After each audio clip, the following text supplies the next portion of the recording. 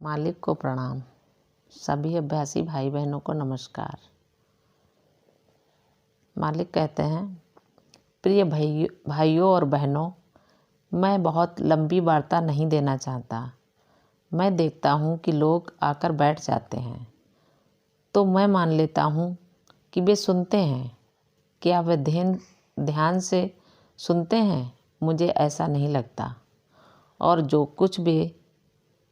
कुछ भी वे सुनते हैं, क्या वे उसे अपने जीवन में अमल में लाते हैं? शायद हजारों में से कोई एक। इसलिए अक्सर मुझे लगता है कि अभ्यासियों से कुछ कहना समय की बर्बादी है। लेकिन फिर क्या कहते हैं आप लोग? करुणा आ जाती है। हिंदी में भाषी लोग भी इसे समझ जाएंगे। करुणा भाव, सहानुभूति का भाव। तो हमें अपनी तरफ से अच्छा काम करना है। और भारतवर्ष कहलाने वाले इस देश की धरती में धर्म और मूढ़ भक्ति भरी हुई है। मूढ़ भक्ति का अर्थ है अंधविश्वास। यह बात यूँ तो पूरे भारत में फैली हुई है, परंतु खास तौर पर आंध्र प्रदेश में, जहाँ पूरी तरह से मूढ़ भक्ति ही है। अब हम इस पर कैसे काबू पाया जाए? हम लोग बात कर रहे थे। अब इस आध्यात्मिकता के क्षेत्र में मैं 30 वर्षों से हूँ। जब मैं अभ्यासी बना था तब आप पैदा भी नहीं हुए थे। आप में से कुछ या शायद ज़्यादातर। तो ये मूढ़ भक्ति क्या है? मूढ़ भक्ति ये है, विश्वास है कि धर्म में बताए गए जो भी कर्मकांड आप करते हैं वे काम करेंगे। हालांकि आपका अनुभव ये है कि ये काम नहीं करते। तब अपनी निराशा और कुंठा को दूर करने के लिए हम कहते हैं ईश्वर की यही मर्जी है। लेकिन सहज मार्ग के अनुसार सच्ची भक्ति में जो भी होता है वह उसकी सफाई नहीं देते, बल्कि उसे यह मानकर स्वीकार करते हैं कि जो भी होता है वह सदा हमारी भलाई के लिए होता है। चाहे वह मुझे पसंद हो या न हो, चाहे वह वही हो जिसके लिए मैंने प्रार्थना की हो या न की हो, वह मेरे लिए अच्छा ही है। मेरा मतलब है कि यदि हर वह वस्तु जिसके लिए हम प्रार्थना करते हैं हमारे लिए हो जाए तो हम में से अधिकांश यहाँ नहीं होते। कल्पना कीजिए, आप में से कितनों ने न जाने कितनी चीज़ों के लिए प्रार्थना की होगी और बाद में ईश्वर को धन्यवाद दिया होगा कि अच्छा हुआ उन्होंने हमारी प्रार्थना नहीं सुनी। अपने हृदय में झांकिए। इसीलिए हम किसी चीज़ के लिए प्रार्थना नहीं करते। सहज मार्ग सिर्फ ये कहने के लिए है, मालिक मैं यहाँ हूँ, बाकी सब आप पर है। हम बीमार पड़ सकते हैं, ये हमारी भलाई के लिए है। हमारी नौकरी छूट सकती है, ये हमारी भलाई के लिए है। क्योंकि इसके बाद जो होगा वह अभी जो हमारे लिए है सबसे बेहतर होना चाहिए, जिसे प्रवृत्ति का मार्ग कहा जाता है। उसमें अगले कदम पर क्या होगा उसके बारे में हमें कोई अंदाज़ा नहीं है। तब हमें ये कैसे मालूम हो सकता है कि हमारे लिए अच्छा है या नहीं? तो हमें इंतज़ार करना होगा और जो होता है उसे स्वीकार करना होगा। जैसे बच्चों को उनकी माँ जो देती है वह स्वीकार कर लेना चाहिए। माँ उन्हें जहर तो नहीं देगी, भले ही बच्चा दूध नहीं पीना चाहेगा। आप जानते हैं 3 साल का बच्चा दाल चावल नहीं खाना चाहता। अच्छी चीज़ें सदा ही वह होती हैं जिन्हें हम नहीं चाहते और बेकार की चीज़ों को चाहते हैं। मुझे नहीं मालूम कि मानवीय दिमाग कहाँ गलत हो गया है और मानवीय इच्छा कहाँ गलत हो गई है। हम वही चाहते हैं जो हमारे लिए हितकर नहीं होता और वही नापसंद करते हैं जो हमारे हित में होता है, तो ये सब मूढ़ भक्ति में ही आता है। मैं रोज़ाना ओमेगा के बच्चों से सुनता हूँ, मैंने इसके लिए दिल से प्रार्थना की थी। ठीक है, अगर आप वह सारा समय पढ़ाई में लगाते तो कुछ बेहतर किया होता। पढ़ाई के लिए एक समय होता है, प्रार्थना के लिए भी एक समय होता है।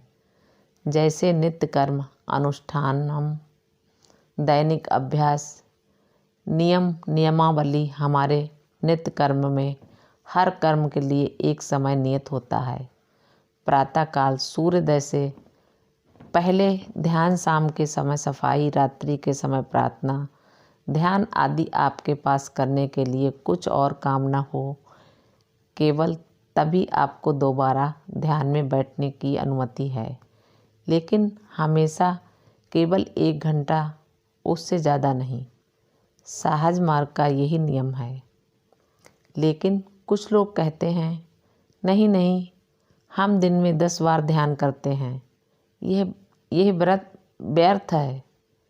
ये तो ऐसा ही है जैसे कोई व्यक्ति दिन में 20 बार डंबल वजन उठाने वाला व्यायाम करता है। इससे वह सिर्फ अपनी बाहें ही तोड़ बैठेगा और हमें सर्जन की ज़रूरत पड़ेगी। तो इस मूढ़ भक्ति को हमें छोड़ देना चाहिए और धर्म इसको प्रोत्साहित करता है। धर्म बुराइयों को प्रोत्साहित करता है कि आप इतना दान दें तो ईश्वर कृपा करेंगे, वे आप पर प्रसन्न होंगे। दान पात्र या हुंडी में कुछ डाल दीजिए और सब कुछ ठीक हो जाएगा। आपकी आंखें खराब हैं तो चांदी की एक आंख बनवाकर उन्हें भेंट दे दें। ये सब क्या है? ये बेवकूफ़ी है, निरी बेवकूफ़ी। अगर आप 1 लाख लोगों को लें जिन्होंने ऐसा किया है, तो हो सकता है उनमें से एक होगा जो कहेगा, मेरे साथ वही हुआ जो मैं चाहता था और वहाँ ये संयोग से ही हुआ। ये बस संयोग ही था जो ऐसा हुआ। ईश्वर का इससे कुछ लेना देना नहीं था। ईश्वर उन प्रार्थनाओं को सुनता है जिन्हें हम प्रेम से परिपूर्ण होकर करते हैं और अपने लिए नहीं करते। यदि आप अपने लिए प्रार्थना करते हैं तो उनकी सुनवाई नहीं होती। आपको हमेशा सिर्फ दूसरों के लिए मांगना चाहिए।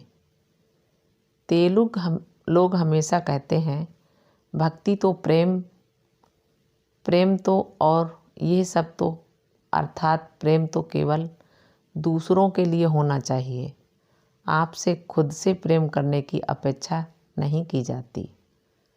आप उस रानी की कहानी जानते हैं जो दर्पण में देखकर पूछा करती थी, सबसे सुंदर कौन है? उसका क्या हुआ? तो हमें दूसरों के लिए प्रार्थना करने की अनुमति है। वास्तव में आपको दूसरों के लिए ही प्रार्थना करनी चाहिए। आपको संसार के लिए प्रार्थना करनी चाहिए। आपको संसार के सभी लोगों के लिए प्रार्थना करनी चाहिए। केवल अपने भाइयों और बहनों और माँ के लिए ही नहीं, बल्कि बिना किसी भेदभाव के सभी के लिए तो हम नहीं कहते, हे ईश्वर यह करो, हे ईश्वर वह करो, बल्कि हे ईश्वर आपका प्रेम सभी के लिए हो।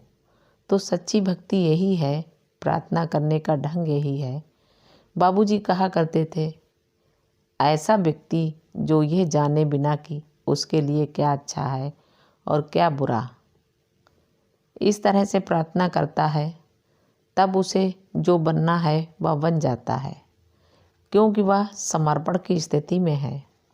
भाई सोम कुमार हमारे मिशन के साहित्य के बारे में कह रहे थे, कौन पढ़ता है? विस्पर्श कौन पढ़ता है? क्या आप उन संदेशों को समझ पाते हैं? आप हमेशा उसके अनुवाद के लिए शोर मचाते रहते हैं। हमें तेलुगु अनुवाद चाहिए। क्यों? ये भाषा द्वारा भारत का विभाजन नहीं है।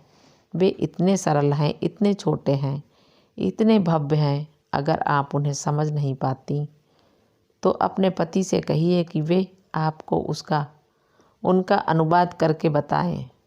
हम राजनीति में नहीं हैं कि हमें तेलुगु अनुवाद ही चाहिए, हमें हिंदी अनुवाद ही चाहिए। ईश्वर मौन में बात करता है हमारे लिए, ये कितने सौभाग्य की बात है। मालिक को प्रणाम। सभी अभ्यासी भाई बहनों को नमस्कार, धन्यवाद।